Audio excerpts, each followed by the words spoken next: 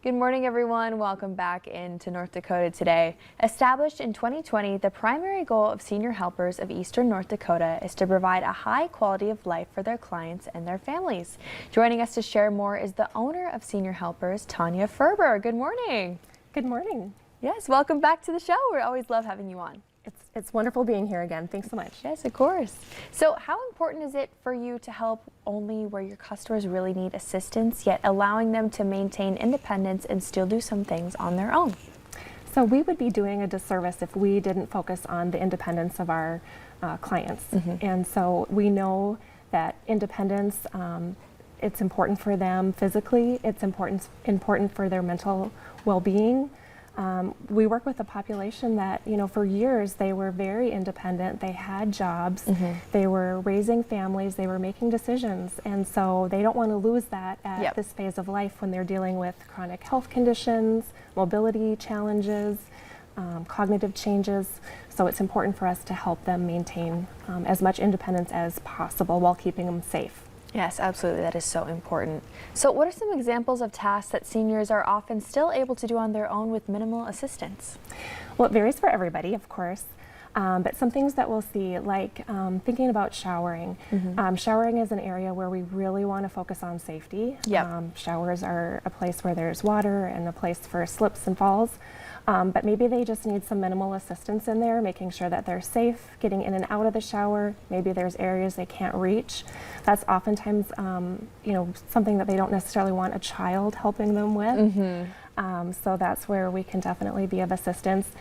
Cooking is another one. We have, I can think of one client in particular, absolutely loves to cook and bake. But where she's limited is the fine motor skills and being able to reach. And so with the help of her caregiver, they spend the afternoon cooking, baking. The caregiver will help chop up the vegetables or whatever they're making, and that caregiver can help with the reaching so that they're not straining their shoulders or doing things that they're not able to do anymore. But they enjoy themselves, they laugh, they have a great time cooking and baking all afternoon just with that little bit of support. Well, how special. I love that. So do you really see increased levels of happiness and satisfaction from seniors that are still able to do a lot of these tasks? Absolutely. And I think a lot of it too just comes from having someone to do them with. We find being able to eat a meal with somebody, doing these tasks with somebody. This is a population that they struggle with some isolation and loneliness. Maybe they've lost a spouse, they've lost friends, and so having somebody there to kind of motivate them and do things that they enjoy. We also love it when our caregivers, we have a quality of life planner. So they will sit with their client and look through this quality of life planner and pick out, there's hundreds of activities in there. So they can really hone in on things that this individual enjoyed doing in the life where they were more independent on their own, whether it's gardening or going to a botanical garden, crafting, baking. They'll find things to do together, and that just kind of inspires the senior to want to do more.